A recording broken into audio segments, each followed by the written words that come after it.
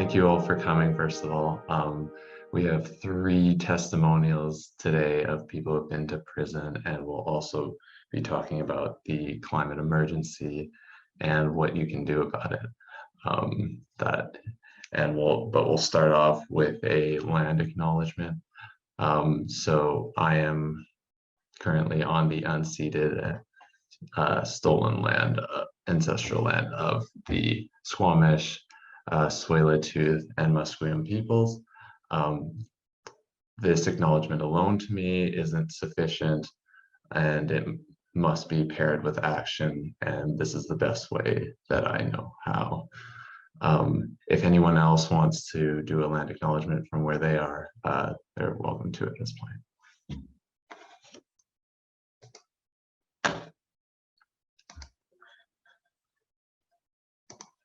If not, that is totally fine too. We can, I will then move on to to Save Old Growth's principles and values. So number 1, we engage in civil resistance. So we transform the emotional space of the public and communicate the existential emergency through mass disruption, arrest, and imprisonment. And this is done with small groups of, on the Trans-Canada Highway as often as possible until we win. Oh, thank you, Title, for the land acknowledgement. Appreciate that. Number 2 is nonviolent discipline. We remain peaceful and calm when faced with violence. We show our strength through our resilient sacrifice rather than through ineffective toxic language. Number 4, being in service. So we reflect on our level of commitment and recognize that this is a major task with great risk. We are honest with ourselves and follow through with what we commit to. And number 5, respecting others. So we listen to individuals who call us out and adjust based on our feedback. We acknowledge that we're always learning and they may make mistakes. And when mistakes are made, we pause and educate ourselves and work to do better in the future. Awesome. So yeah, now I'm going to pass it over to Zane to talk about the climate emergency and the situation we're in. Thanks. In the past, whenever I've talked about the first half, whenever I've done the first half of the talk, there's usually one person in the audience who says, well, we know about the climate emergency, we don't need to know more about it. I was in a 911, there's one person wouldn't stop saying that. And I think there's a reason for it, because people, I think on a day-to-day level, don't want to think about it too much. And it's not that we already know about it, and that's not the reason for talking about it. The reason for talking about it is so that we're all in the same emotional space before we learn about what needs to be done and what has been done by some people and what's required of all of us. So one of the things that we've been saying a lot is that Sir David King, who is a former chief scientific advisor to the British government, has said that we have 2 to 3 years left to save humanity, right? So this is like, he's not a radical scientist type guy. Like, he's the top of the establishment in the UK. He's as establishment as you get. He's the former chief science advisor to the Blair and Brown administration. And he's saying we have 2 to 3 years left. He was on a Zoom call with a few hundred people with Just Stop Oil a few weeks ago. So he's like, that's a major step for someone who is a top level government official type person to then be on a call with like Just Stop Oil people and saying, yeah, you know, it's time to shut down oil depots and petrol stations and motorways. So that's very unique. And so what we need to know is that this is not just another issue. It's not like we have healthcare, then we have this issue and that issue, and climate change is just another issue. We're talking about the end of civilization and the end of everything we love and care for. And the current plan right now is to throw everything away that we've achieved over the past 10,000 years. So that's the current plan that we're all in some level or not complicit in. And we all have a certain sense of climate denialism. So there's like people who don't believe in climate change, but then there's people who do believe in it, but they don't want to recognize what needs to be done about it. So when someone says, you know, I can't risk arrest because I have class, it's a bit like, well, we have 2 years left to save civilization, and we're going to lose everything that we've achieved over the past thousands of years, but I have class. So it's a bit like if someone's being shot in the supermarket 20 years later because there isn't enough food, that's our excuse right now, is that, well, we have this and that, so we can't do this and that. So the reason for this is to like put it all into perspective.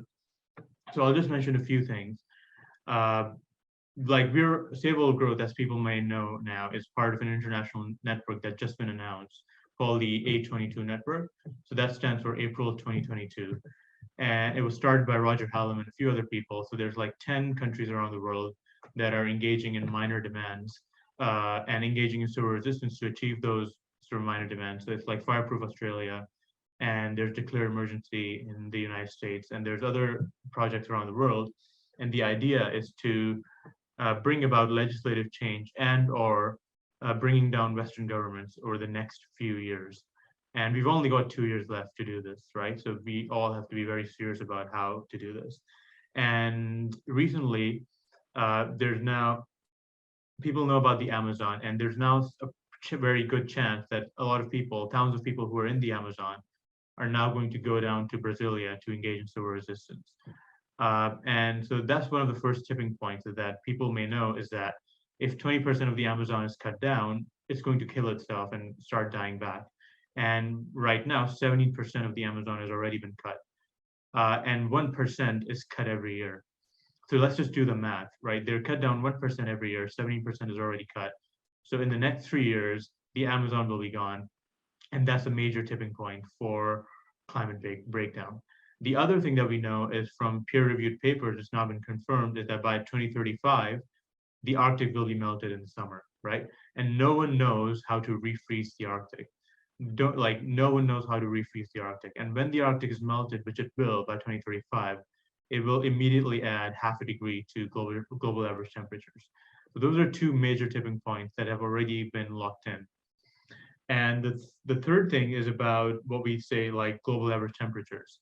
So the thing to know is that when everyone was at Paris and there was this big global news of like the Paris Climate Agreement, there were 3 of the top scientists who were at Paris in 2015 who wrote an article for The Conversation.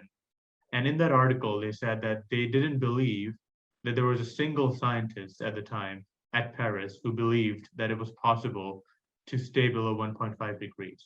Like not a single scientist at Paris believed that it was possible to stay below 1.5 degrees of global average temperatures. So that whole sort of media thing of like, we can stay below 1.5 degrees was a complete lie. So it was the greatest act of mass delusion in history. And the same thing happened with like COP26. You can easily imagine a few years down the road, a few of the top scientists who were at COP26 will write an article 3 years later saying not a single scientist at COP26 believed that it was possible to stay below 2 degrees. So that's the first delusion that we need to confront, is this whole thing that we've been sort of talking about in the activist space. Yeah, let's stay below 1.5 is a lie. It's not. 1.2 degrees increase is now locked in effectively. And that's the other thing to know about global average temperatures is when we say 2 degrees, that's the global average, including oceans. And the thing that we all need to know is that human beings live on land, not oceans. So what we need to look at is the land average. And when you look at the land average, it's 7 degrees global average temperatures. It's only 2 degrees because oceans keep the planet cool. So, but the ocean's temperatures don't matter to people who live on land. When we look at the temperatures on land, that's 7 degrees increase in global average temperatures that are now locked in. And what that means is that the temperatures that we had during the heat dome will be an average day during the summer, right? That's going to be a normal day during the summer, was the couple of weeks during the heat dome. It's going to be normal. And that's within the next 10 to 15 years. And like for me, the bottom line is that because this session is about prison, we would all be in prison right now if it wasn't for the carbon lag, right? If people were dying in our neighborhood right now, we would, just due to the moral sort of disgust, we would all be in prison right now. The only reason we aren't is because of the carbon lag, because it takes 10 to 20 years for increase in carbon emissions to transform into rising temperatures, right? And because of that, there's all this suffering, human suffering that's being locked in on paper that we can't see in real time. And so it's the first time in human history that a genocidal project is being conducted without happening in real time, but still being locked in on paper, and we can do nothing about it. So that's the first thing we need to recognize. Is this unlike anything before, is that a genocide is being locked in on paper. And when we hit 2 degrees increase in global average temperatures, we won't be able to grow food in large parts of the world. And because we can't grow food over 30 degrees, when it's 30 degrees consistently, it's very difficult to grow food. And there was a peer-reviewed paper called The Future of the Human Niche that said that when we go over 2 degrees increase in global average temperatures, half of the world's population, half of the world's population won't be able to live where it lives right now. And 1 billion people will be on the move as climate refugees. Now, what does that mean? Like 1 billion people being on the move isn't like this thing that just happens where a billion people pack their bags and they move to someplace else. 1 billion people being on the move doesn't happen in a vacuum. 1 billion people on the move means societal collapse. It means mass war, mass starvation, mass rape, and extreme suffering. And just to sort of re-emphasize what it means on a micro scale, it means that when we start running out of food, there's going to be food shortages. And when there are food shortages, governments will start introducing rations. So I'll be in a line one day in a supermarket trying to get my ration, and I'll get to the front of the line and I'll be told, actually, you know what, we're out of rations for now, and you'll have to come back next week. And I'll say, well, you know, I'm starving, so I need my food right now. And I'll be told, actually, there's nothing I can do, my hands are tied. And because I'm reasonable, I'll say, all right, fine, whatever. But there will be other people in the lineup behind me who won't be as reasonable, and someone will pull out a gun and someone will shoot the guard who's supposed to be distributing the rations, and there's going to be a stampede and people will get killed because of food.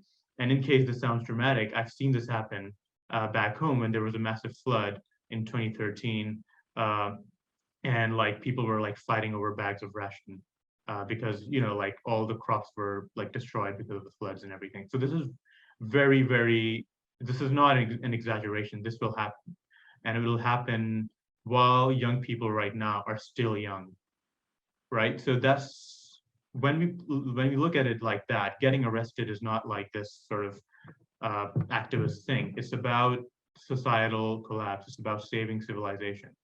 And it doesn't matter if we lose. The thing is, like, we don't fight against fascism knowing that we'll win. We fight against fascism, for example, because it's the right thing to do.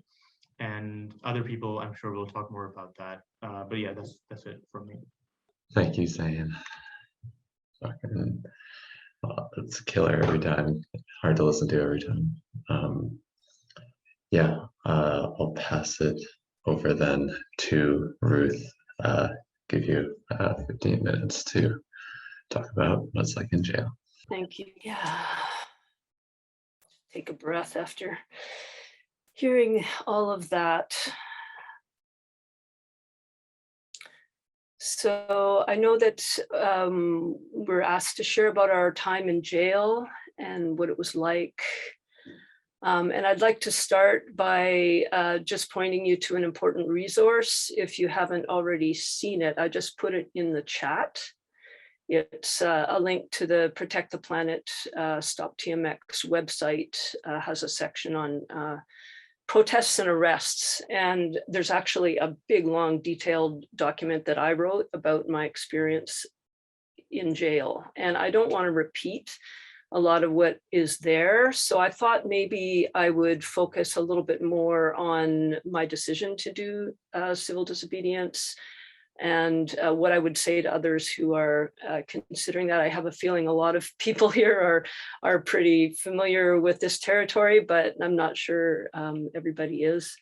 So after hearing what Zain just said, there might be a kind of a tendency to kind of jump into a decision to do civil disobedience. And I would just say, like, from my perspective, it was definitely a process to make the decision to get arrested.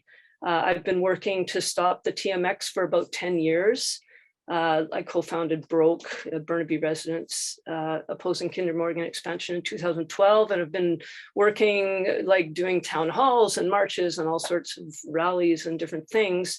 But about 4 years ago, I just really felt a need to connect my spiritual practice with my activism. I'm a Quaker.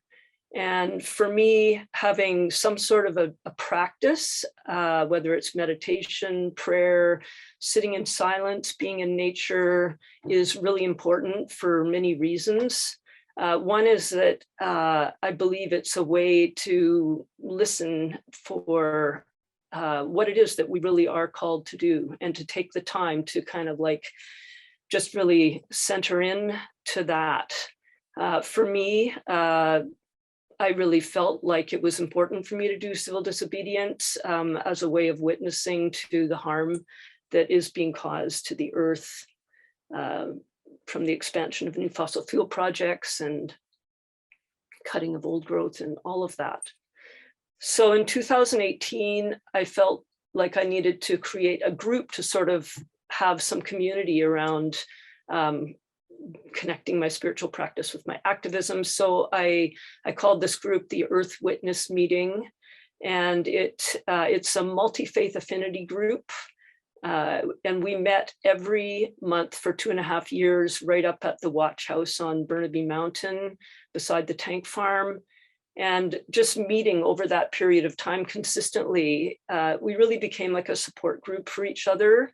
And all of us are like united in this desire to connect our faith with our climate justice and Indigenous solidarity work.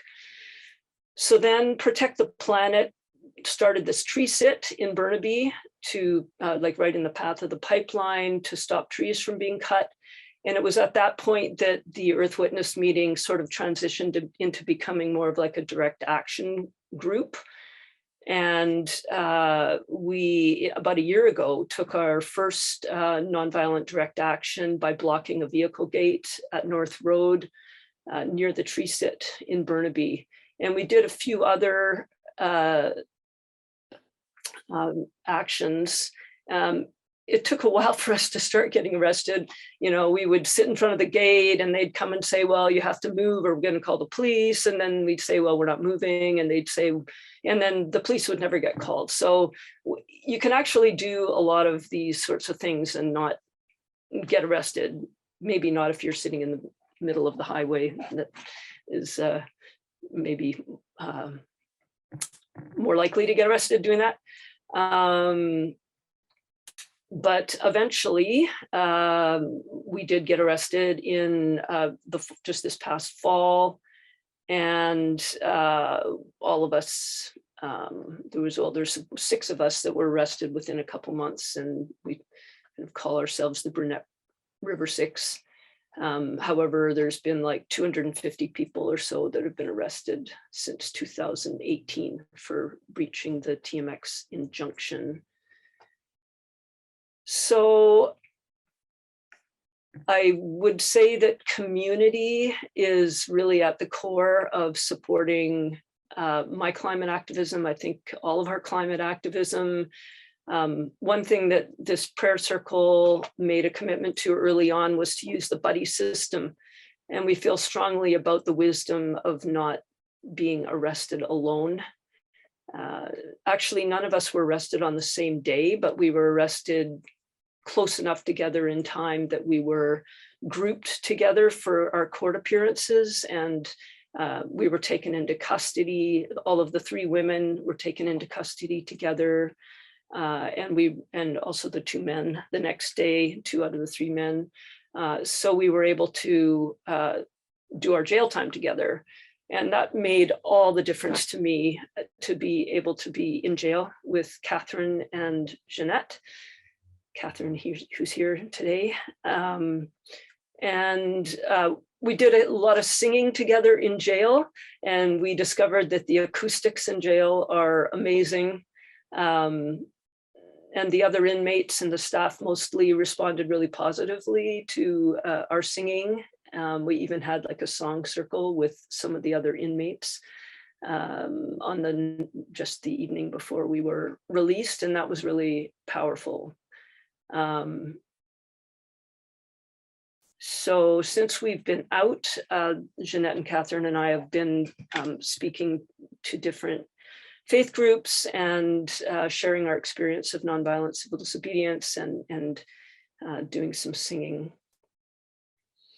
And just to say that regardless of whatever your comfort level is with the idea of civil disobedience, there's always a need for people.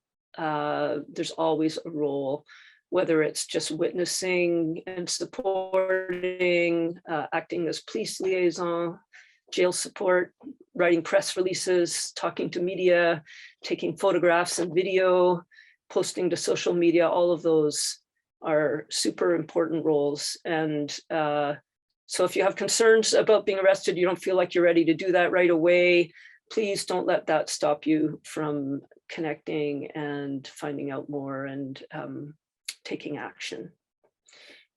I've been asked about what my family thinks about me doing all of this. And I personally am, fortunate that my family's been very supportive of me taking this action. And I know that's not true for all of us. And maybe others can speak to that. But for me, it just makes it all the more important to surround ourselves with as much as possible with a supportive community of people to do this work with. I've also been asked if I ever regretted having taken this action, and I would just say absolutely not. Being arrested and doing jail time feels like a really small sacrifice for me, in the face of what's at stake. And as an older person, I'm 61, I feel that stepping up to do this kind of action is something I can do. We can all do, regardless of our age, but I think as an older person, I feel like I don't have maybe as much to lose. In terms of job and reputation and all of that kind of thing. It wasn't an expensive process for me because I didn't hire a lawyer. We made most of the six of us made a decision to plead guilty. And so that meant that we did not go to trial, and we didn't feel the need to, most of us anyway, did not hire lawyers. So it wasn't expensive for me. It was time consuming and at times stressful just to go through the whole thing. So I'd say it's really important, to feel like you have space in your life in the months following your arrest, because there is, time needed to prepare for court, to prepare a statement, if you're going to do that, and then just your time in jail. And they have been escalating the severity of the sentences. I was sentenced to, all three of us women were sentenced to 14 days, of which we served 9. But I am pretty sure that, they've consistently been jacking up the severity of the sentences since 2018 as a deterrent to try and stop other people from doing this. So people need to be prepared for that. So, and as I think Starling already mentioned about nonviolence being one of the core values, and that's been really true for me. Nonviolent civil disobedience is such a peaceful and powerful practice, and it can really bring about profound change. Gandhi and others have used the term passive resistance, but it's really clear that nonviolent civil disobedience is the opposite of passive. It's a tool for expression of conscientious objection. And we do consider ourselves, I remember when we were in jail, we talked about being prisoners of conscience. We really felt that was true for us. Yeah, when I was being sentenced in court, I remember Judge Fitzpatrick chastising us for breaking the law, and she told us that we needed to be punished And my decision to be arrested was based in my conviction that there is a higher law than that of the colonial courts. And I really do. The term sacred duty was something that I heard from Indigenous people, like I think Will George and Reuben George and Will George both. I think you were the first time I heard that term being used. And I really feel that it is my sacred duty to do whatever is in my power to ensure that I leave the world as much as possible, you know, in a condition to support life for future, all of our future relations, not just people, but everything.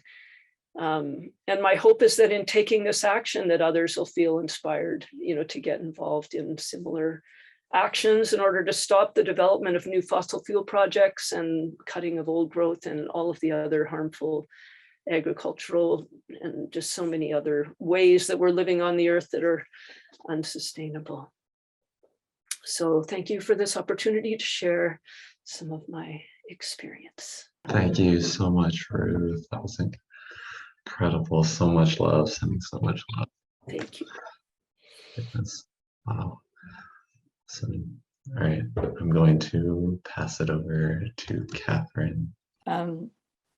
I think I find it very much easier to communicate by actually doing what I did. And I really feel that it's important that people actually step up and do the work, actually get arrested, because that is, I can talk and I tend to fall into anger, and it's not exactly productive for making converts. So I think it's really, really important that other people actually get arrested.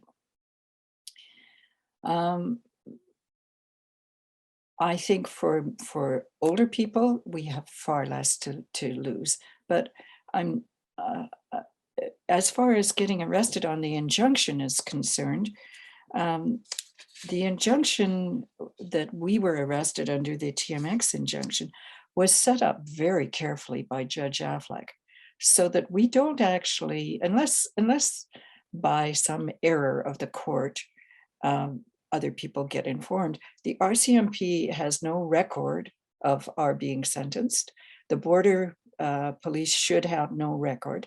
Now, that remains to be seen whether that really is true or not, but that's how it was set up. So the hazards are fewer than you might think.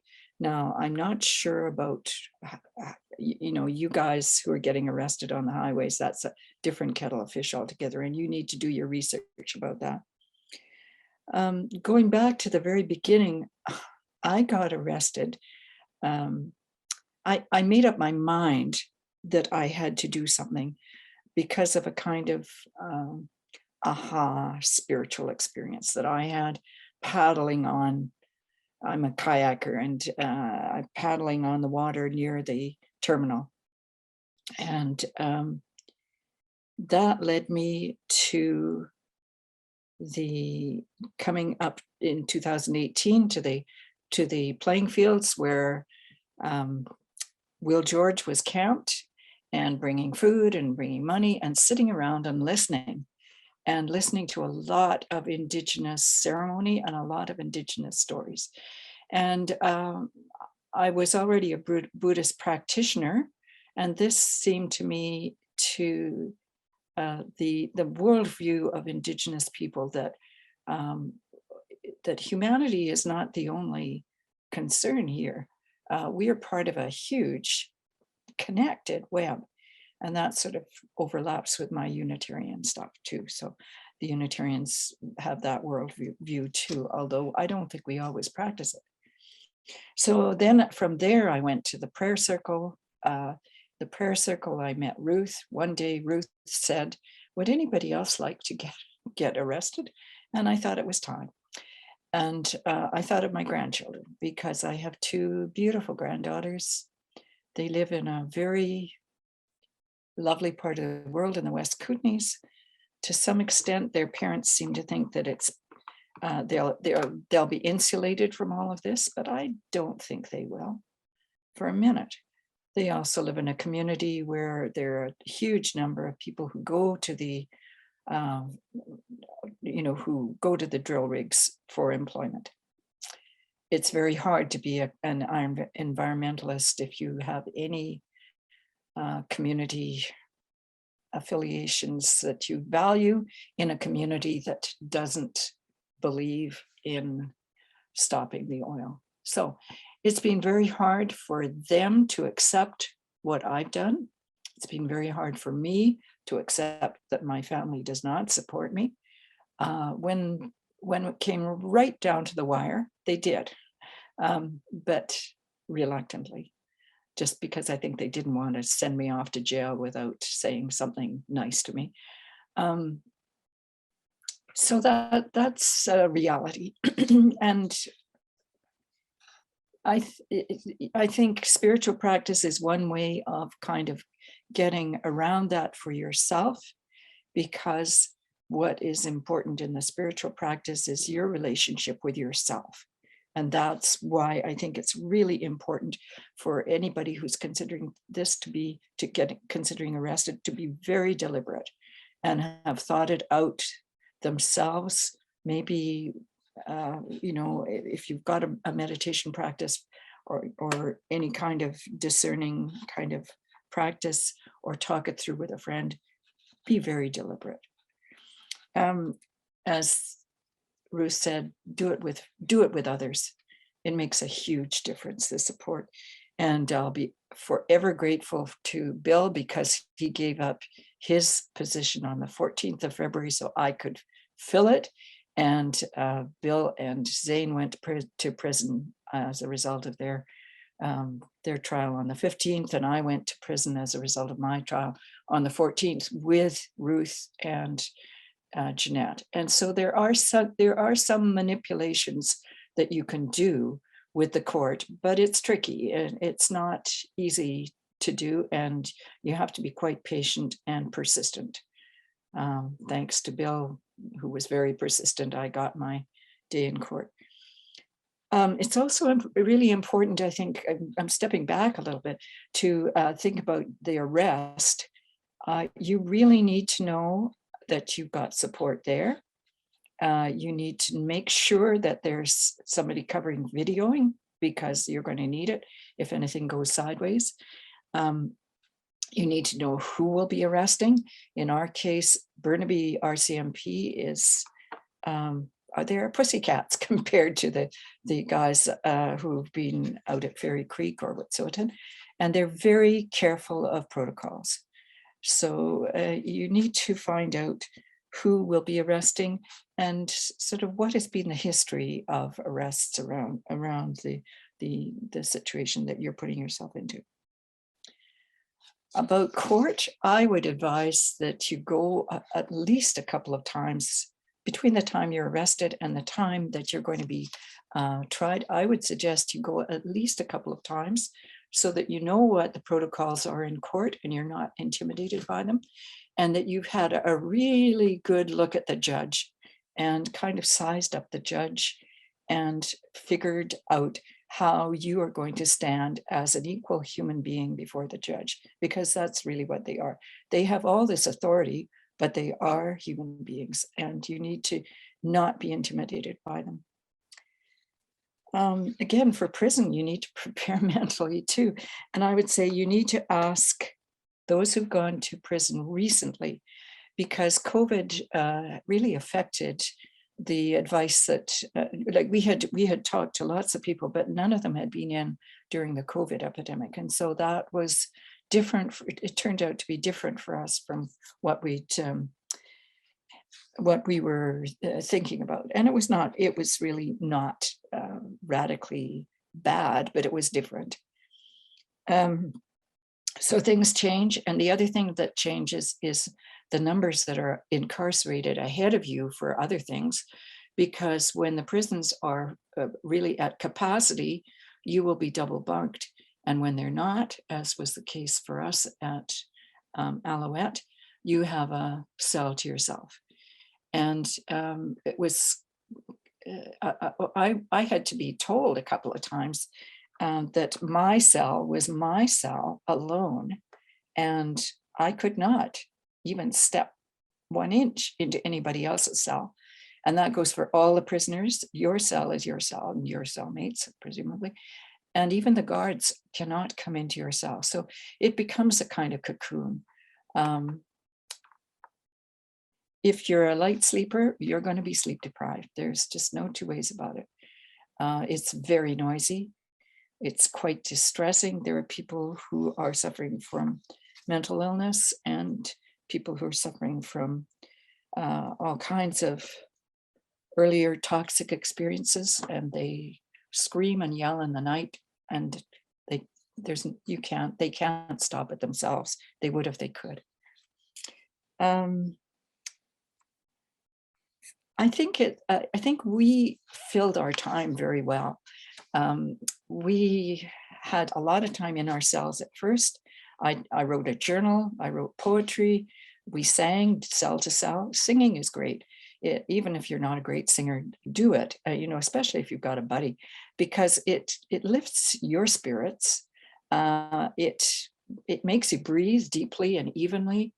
And it gives you courage. It's instant kind of grounding when you're singing. So I would highly recommend singing. What else did we do? Yeah. It's satisfying when you fill your time well, and it makes you calmer, and it makes the whole experience easier for you, but it also lightens it up for other people, because when you're calm, it keeps other people calm too. You are not a hero. You're very different from the other prisoners, but you're not a hero. You're just another person who's in very weird circumstances. And they're all people. And we found that just being kind of marginally friendly and kind made a huge difference. And we heard from one particular prisoner who had been in 2 years before, when Elon and, help me out here, who was Elon with? Marilyn. Marilyn, thank you. Elon and Marilyn had been in. She remembered that, and she told us about it. And she said what a huge plus it was for her to have those people in. The guards also appreciate it. The guards in the women's side are generally very kind and very helpful. They are very strict about the rules, but they're very, it's a good thing to have them around, because they're very observant of whatever is going on. I had only one weird experience with another prisoner, and that was basically because I didn't understand how mentally ill she was. And I kind of reached out, and she did not appreciate it. The guard was on it in a second. And even though the kind of attempted intimidation continued for days, the guards were very aware of it, and it was not a big deal.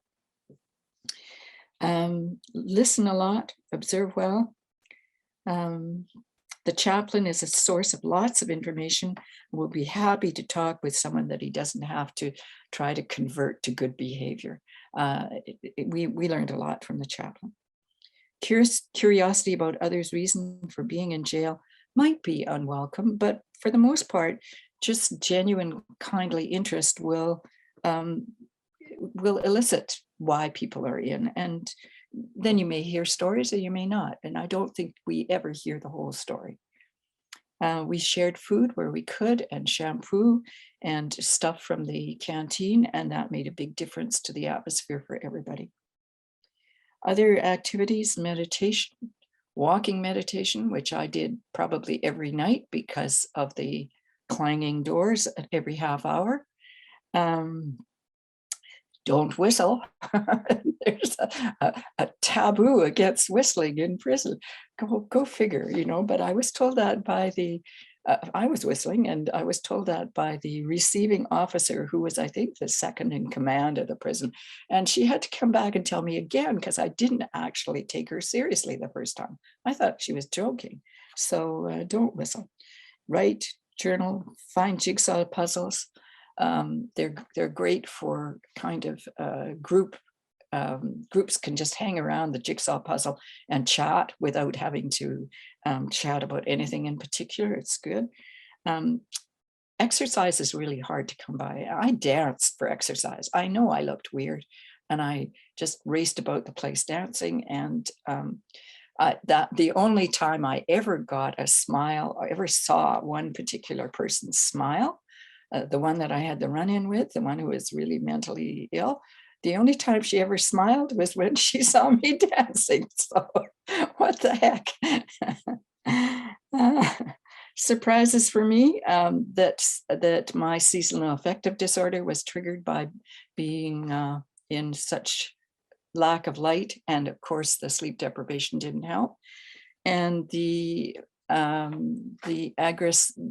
real aggression of this woman who I misread entirely. So really watch well, talk well, listen well.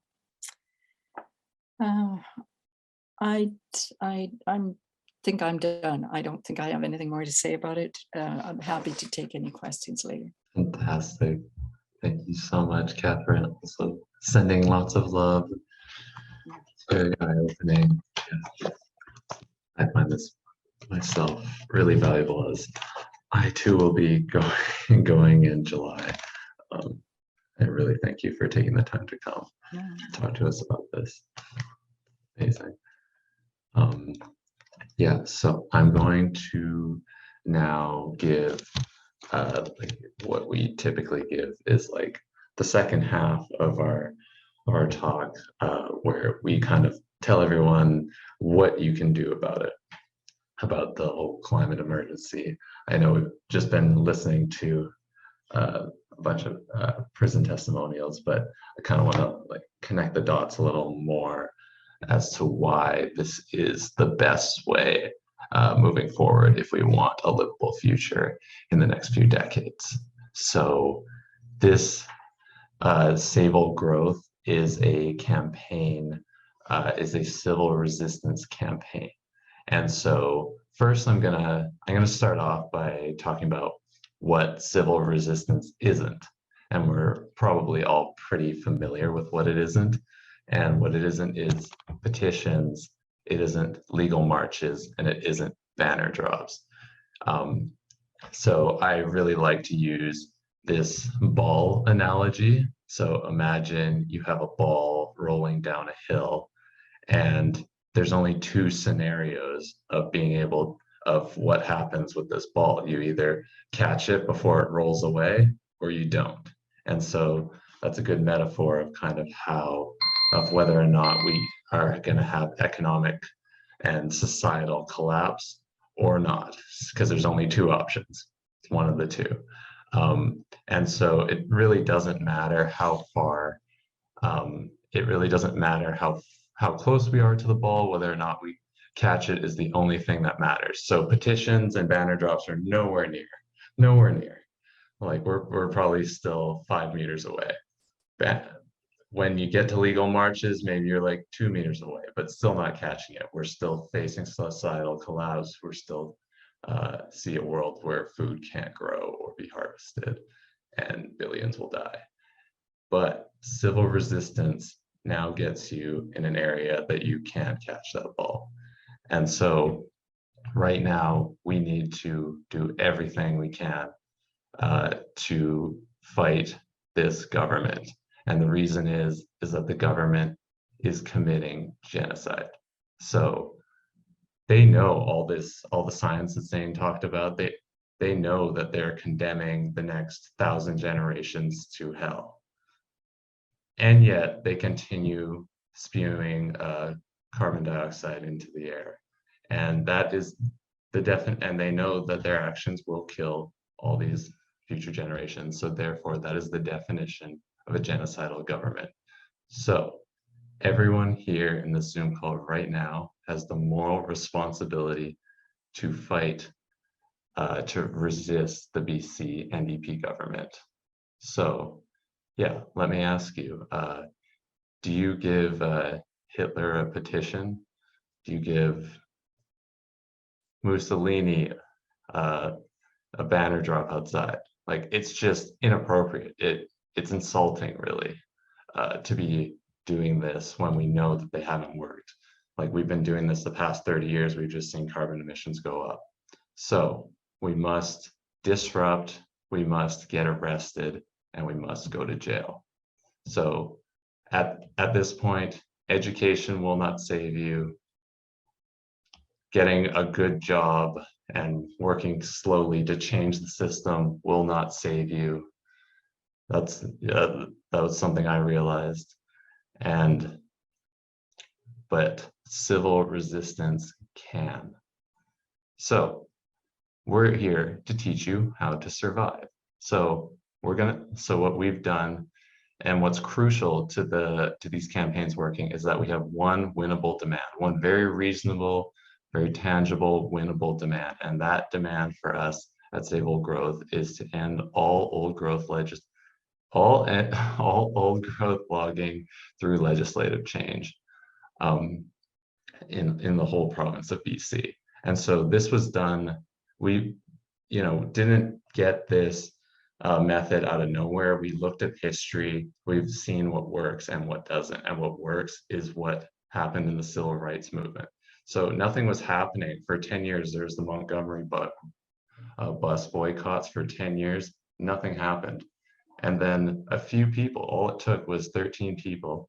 And they decided enough was enough. We're not waiting another 10 years to be treated the same, to be all treated the same way based on the color of our skin. So what they did was they decided they did like what we're doing, nonviolence trainings, and committed to nonviolence. And so then everyone got on a bus. They went to Alabama, the most racist state in the US at the time. They didn't go to, Washington, DC. They didn't go to New York. They knew they wanted to go where it would be most controversial. So they went to Alabama.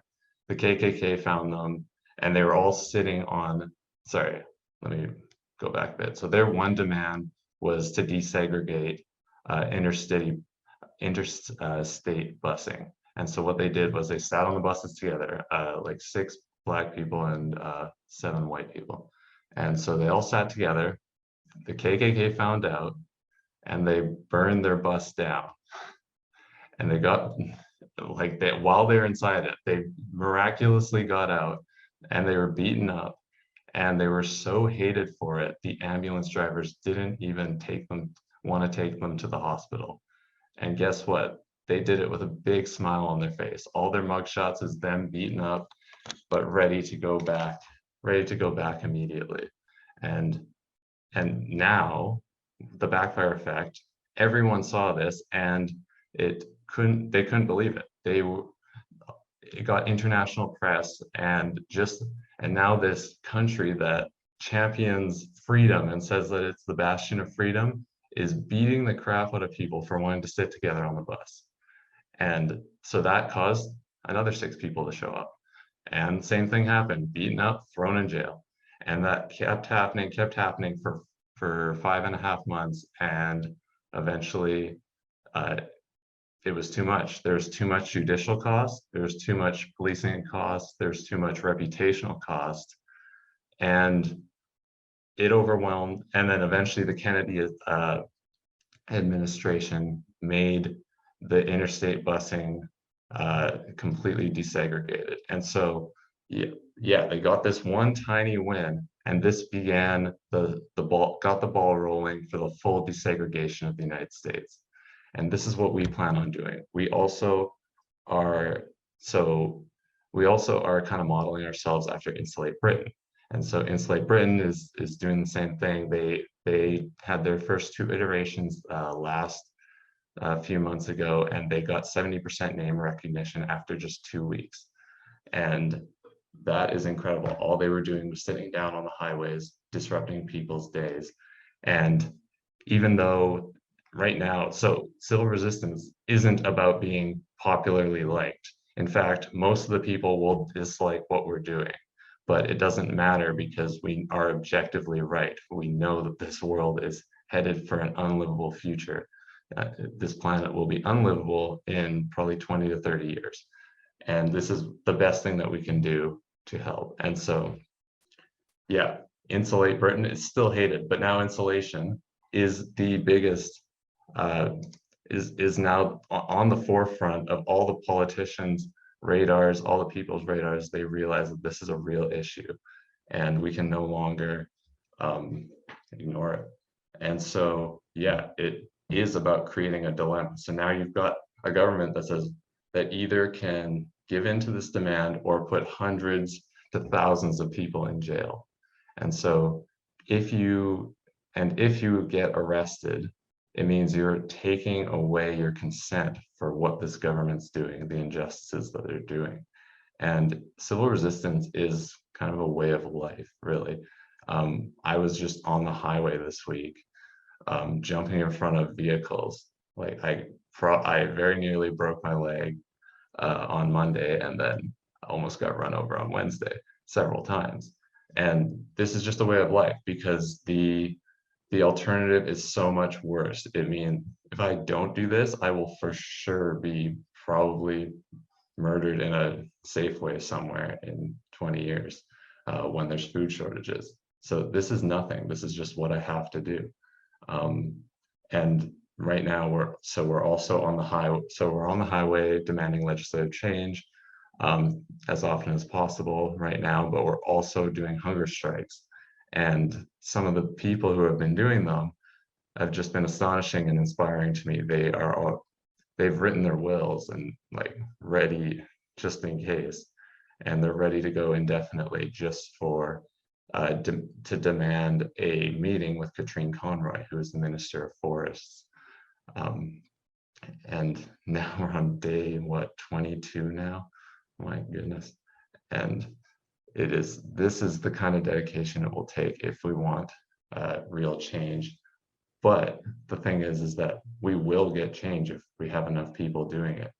And I don't think it'll take much more. And so, yeah, I just wanted to quickly also go over the structure of Save Old Growth. So we're highly organized with a formal hierarchy.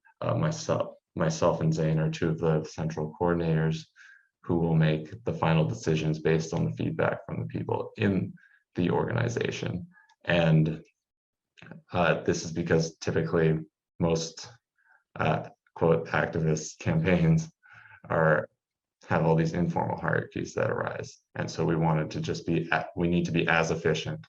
Like Martin Luther King says, we need to organize as efficiently as people who love war. Like those of us who love peace need to be as organized.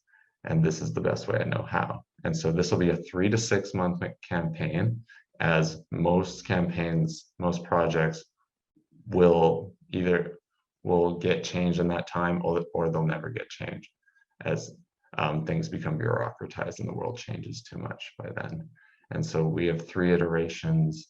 This consists of 3 iterations, each one bigger than the last, and each one with a mobilization phase and an action phase. And so right now we're in the second iteration, action phase, where we're on the Trans-Canada Highway a bunch. But mobilization phase, we're trying to do hundreds of talks within a month and a half, and leading up to the action phase. And so there's also, we get a lot of grants through the Climate Emergency Fund. We're hoping to have in the next few weeks a grant of upwards of $1 million in which we can employ hundreds of people to mobilize thousands of people on the road to get arrested in June and July, and really make a big stink. It's going to be great. And so, yeah, and this isn't a theory either.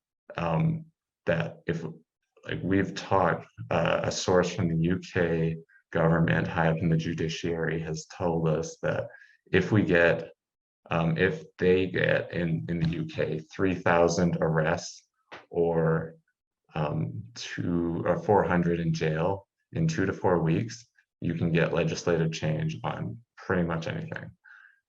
So when you scale that down to our size, that's probably around 1,000 arrests or a few, maybe 100 to 200 in jail in a few weeks. And I think that's entirely possible. It is really just down to the math. I know I know it seems like it's really difficult, but they've done the math, and it's about 40 hours is 1.5 arrestees. And so it's math, it's simple math to get this win, but we need to put in the work. So yeah, I think that's a good place to leave it. And so now hopefully you understand a little more why it's so crucial, that why we get arrested and why we go to jail. And yeah, so I have a little more connection to see why all this is the best way to do it. So now I'm going to pass it over to Bill to tell about his experiences. Thanks, Starling. I'm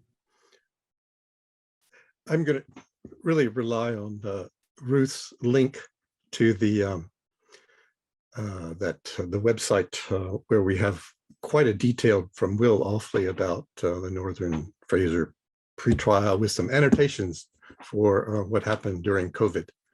And I'll say some little points about my experience, which some of it was quite unique, not very unique. It was unique. That's what it was.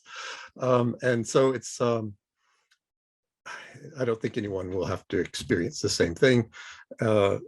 But so it'd be very kind of general remarks like I think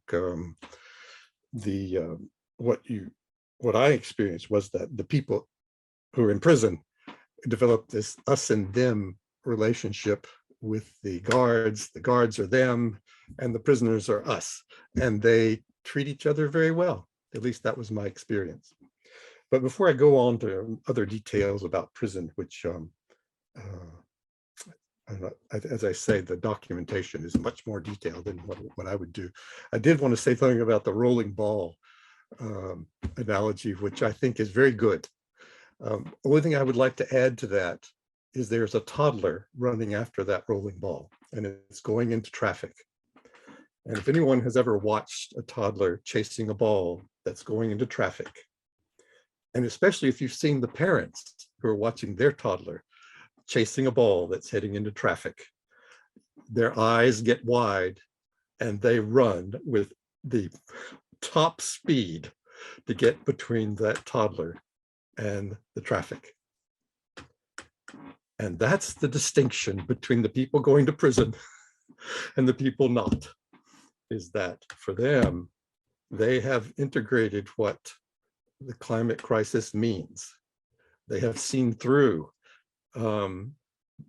these weird facts like the 26 cops. It's only in the last cop that you will find the words fossil fuel. So for 25 cops, there's not even the words fossil fuel. If you look at the IPCC from the very beginning to now, and you look at where they say there's a high risk of tipping points, it goes from like 5 degrees to 4.5 degrees to 2.3 degrees to 1.5 degrees. So every year, well, IPC is much longer than a year. It's like 5 years or 6 years. They change where the tipping point is going to happen. And it's gotten closer and closer and closer. It's not because they didn't know it from the very beginning. It's because it was not politically possible to say it. Just like for the COP, it was not politically possible to use the words fossil fuels in the final report. So the people who are, there is this emotional, when you see that toddler heading towards, and when you see him heading towards the street, there's an emotional response. And the people who have that emotional response say, you don't, if you're drinking something, you don't say, I'm going to finish my drink and then I'm going to run after him. You throw the drink down, your eyes go wild, and you run at absolute top speed with no calculation about how long it's going to take to get in front of that toddler.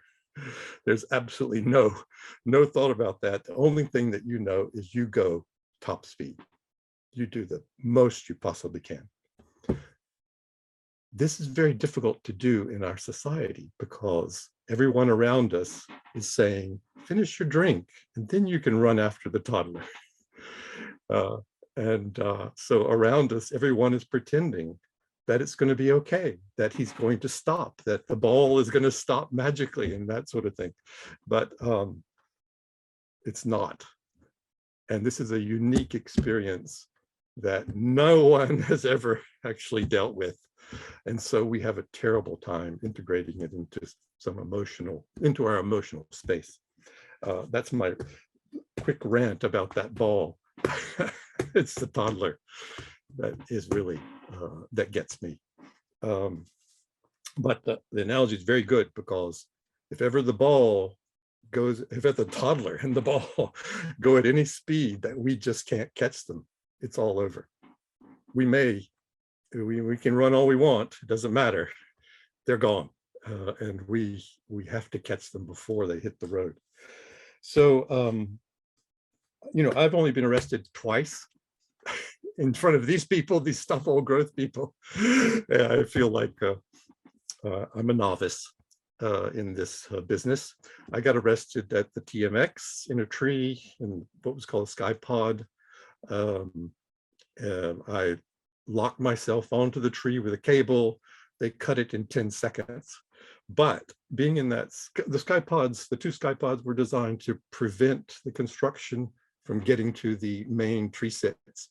And that's what Ruth and Janette and Catherine were doing. They were trying to prevent the machines from getting to the main tree sits, and Zane trying to stop, and that's what I did as well. So we were all protecting those two tree sits, which were deeper into the forest. And Zane did a sleeping dragon, and Ruth sat down in this, they'd already chopped down lots of trees, and she sat down in the middle of it. Catherine sat down in the middle of all these felled trees, and I think she twisted her ankle in the midst of it. And Janette sat at the gates. There was a domino effect. Janette went, Ruth went, I went, Catherine went, Zane went. It was really, and I think that's an important point. My other arrest was with Stop Old Growth. I would never have gone out there without these guys, without Zane plunging into a 5-lane highway. And I was ready to turn back personally, but these guys had done stuff before. And so it is a learning curve. I started in 2014, did not get arrested on Burnaby Mountain, marched around for many years, and then finally said, this is the time, I'm just going to. So no one has to feel they have to jump into it. It really does take time to get involved, and it is the community. We are herd animals, and so you really have to jump in with other people. And I do appreciate what Ruth was saying. You have to develop that community over time, and then you can take the steps necessary. Let's see what I can say about, right. And so I do want to acknowledge that Zane and Starling and Badger, they have sacrificed incredible amount. Now, Howard and Brent. So my sacrifice is small. And even though I did go to prison was easy for me. I'm an introvert. Sitting in a cell all day feels like, going to the library. It's not a big deal. The court was rather traumatizing to talk in court, because then I feel like I have to be coherent. But in the jail, they just tell you what to do and you do it, and that's it. There's no question. And then in the jail there is a television with 66 channels. And so I don't have a television at home. So Zane and I went together. We ended up sharing a cell and we watched Modern Family. I think every episode of Modern Family that has ever been produced. And I'm now an expert on Modern Family. But later on, it was the Ukraine crisis and so on. My second cellmate, He was, I'm going to say, a recovering addict. He was on taking methadone every morning about 9. He was fundamentally a nice guy. And everybody I met there was very careful to be nice. You know, I think that they understood, they don't, you know, that the people, the inmates are us, we're together, we share information, we share coffee mate, we share food, shampoo, and the guards are the other, they are them. But the guards were nice too. They were correct at every moment. I really can't think of any point where I felt insecure in the whole time. They have a button you can push if you feel insecure. Never felt necessary. I didn't understand the buttons when I got in. They don't explain anything. You know, you kind of, sorry, I have a blocked tear duct, so I'm always crying out of one eye. So if I get both, that means something. It doesn't have just with one eye. They don't explain anything. That's really, but the notes should help. In fact, I am going to do an addendum to about how the buttons in the cell work. There's a button to call the guard, and there are buttons for lights. The lights stay on all the time. You can have high or low lights, but you cannot have no lights. You can't cover. You know, you would like to cover because you have bunk beds. You could put a blanket over. I put a blanket over it so I wouldn't have the light. They come and they take the blanket away. They want to be able to see you at all times. So there are little things like that I should probably add to our documentation online. But you know, you pick that up. They tell you, but it's surprising that there's no like little manual when you go in with much more information about how things work. It isn't. I felt the food was good. I mean, the only complaint I had about the food was I didn't see how I could ask to be a vegetarian. So I got meat. I turned into a flexitarian, ate my chicken.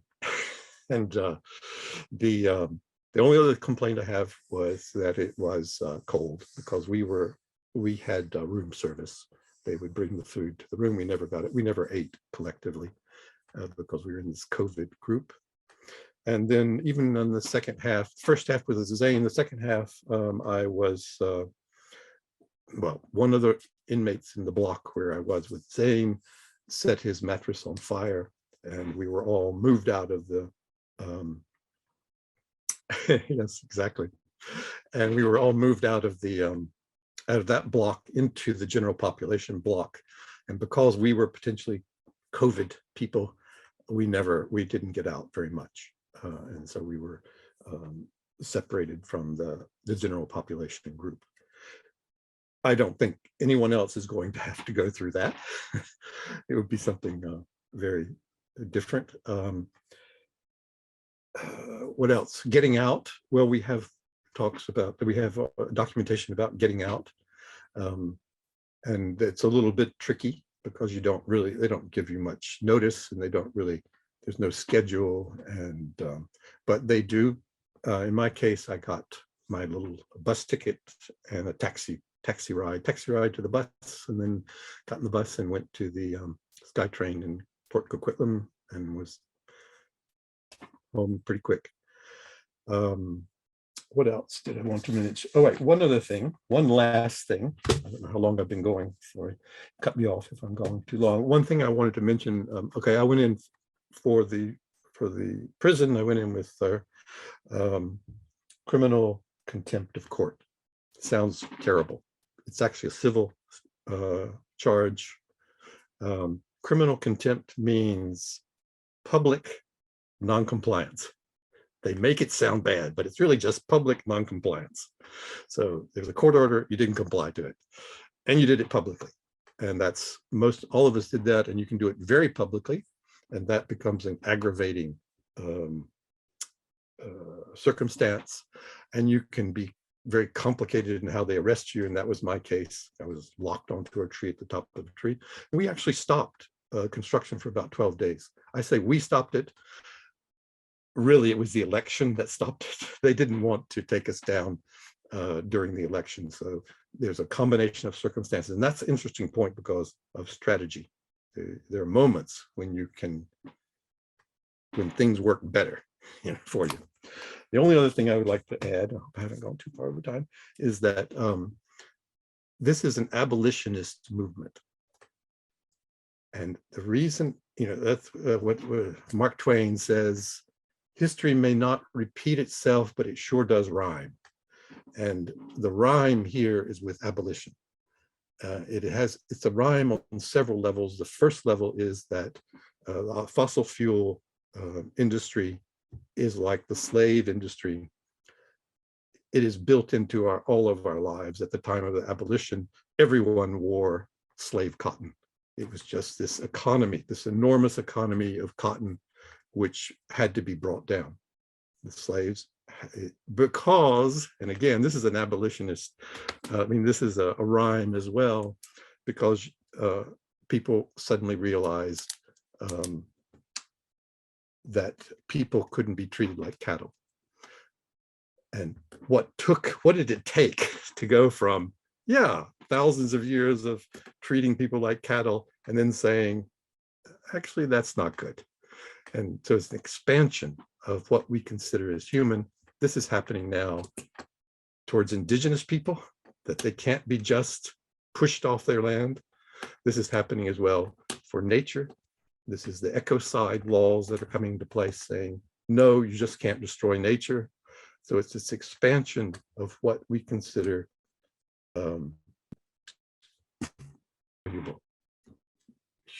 humanly valuable, within this realm of almost say sentience. In fact, Great Britain has recognized the octopus as a sentient creature, and even crustaceans like lobsters and so on. So there is this tendency to push out and to say, let's treat the world decently. And so this is what's happening here towards the indigenous people. But the problem is this terrible anchor into an economy of fossil fuels. And so it is a terrible opponent, horrible opponent. And everyone should watch Merchants of Doubt. That's my last recommendations, Merchants of Doubt. You have to understand that this is a concerted effort, just like the slavery was a concerted effort to keep us in a certain economy. Thank you so much, Bill. Sending lots of love. That was, very powerful, very powerful. Really appreciate it. Now I wanted to talk quickly about our kind of participants' pathway through Sable Growth.